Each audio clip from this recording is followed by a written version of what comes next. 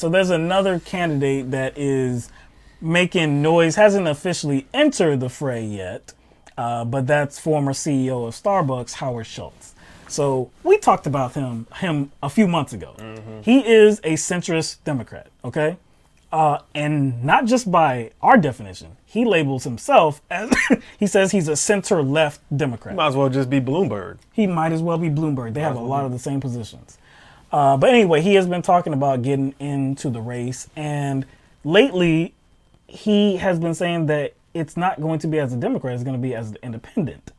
So there are a lot of Democrats that are very upset with that because they believe that if he does get in as an independent, that might assure that President Trump gets reelected because it's a possibility that Schultz, gets a lot of support and takes that away from the Democratic nominee. Simply because of who he is. He's well known. Well known. He's a billionaire. A billionaire, CEO of a very popular chain. Or former CEO. Former CEO, yeah. Former CEO of a very popular chain. So right there, he already has name recognition. And he has the money. No matter if he's able to fundraise or not, he has the money to sustain his candidacy. I'm tired of these doggone billionaires, these wealthy billionaires running for office, dog. Me too. Especially mugs like this. Yeah. So he was at a book event and he got heckled because he was talking about running as an independent. So we have a little bit of video from that. Well, let's begin with what I said on national TV last night so I can frame the answer. What I said last night is that I am seriously considering running for president as a centrist independent.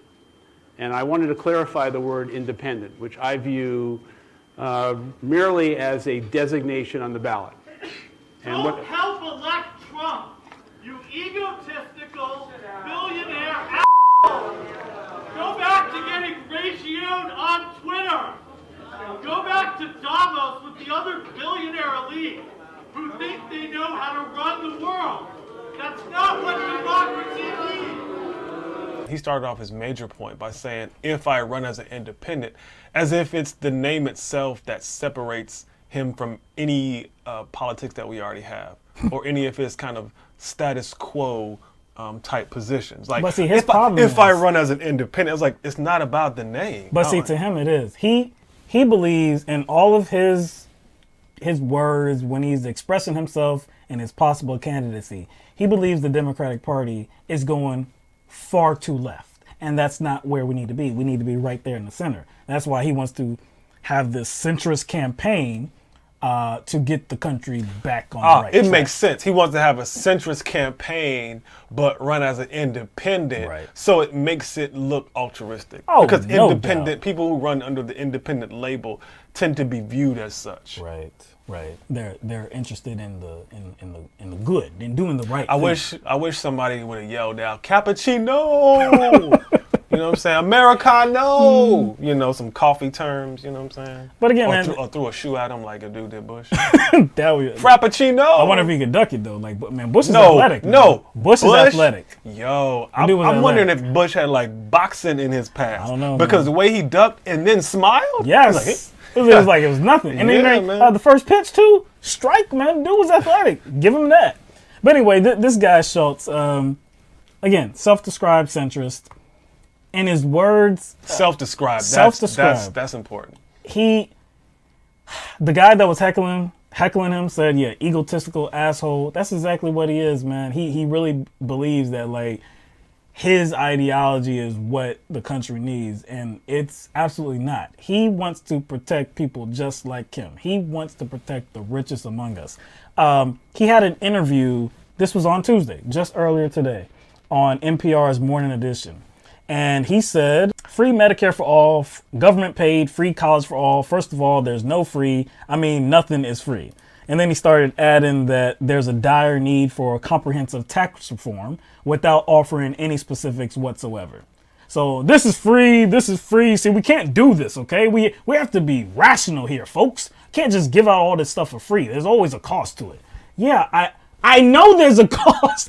Nobody that is actually interested in Medicare for all thinks that it's just going to be money coming from the government, no strings attached. Does anybody think that?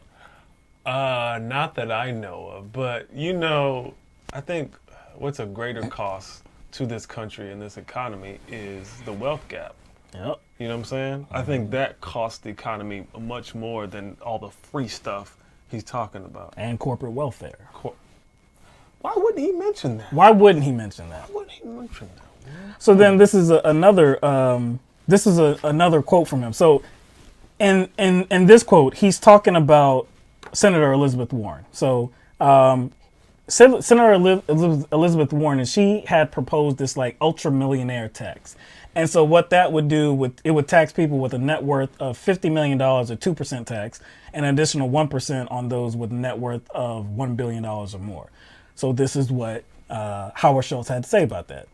He said, when I see Elizabeth Warren come out with a ridiculous plan of taxing wealthy people, a surtax of 2%, because it makes a good headline or sends out a tweet when she knows for a fact that that's not something that's ever going to be passed, this is what's wrong. You can't just attack these things in a punitive way by punishing people.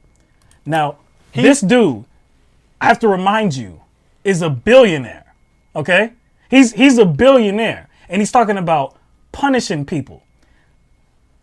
The middle class and poor people, if you want to talk like that, have been punished for decades. While the rich have reaped all the proceeds, have gotten all the benefits. Now that we want to try to correct the course, you view it as a punishment? You know, it's like when you ever see like when somebody posts a meme or on Twitter or Facebook, and then somebody comments under it in jest, and it says, "I feel attacked."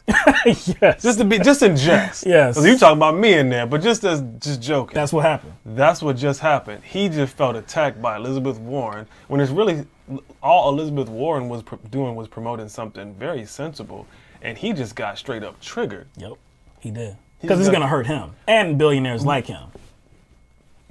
And the word hurt is probably not even like an accurate word. He is probably going to feel hurt by it, but it is not realistically going to hurt them. No. They may not be able to afford like 10 more houses. Yeah. Or a yacht. Or an extra yacht. They probably still going to be able to afford a yacht. Probably, but they may have to, a budget for a yacht. The matching yachts? His and her yacht. Yeah, you might not be able might to have to get that. a smaller set. You can do a speedboat. Speedboat. Yeah. They can get a speedboat. So they really won't be hurting. So it's just interesting that he's bellyaching and crying over a tax that really won't affect his life when, like you said, or like you pointed out, who has been hurting the most? Middle class and poor people. For decades.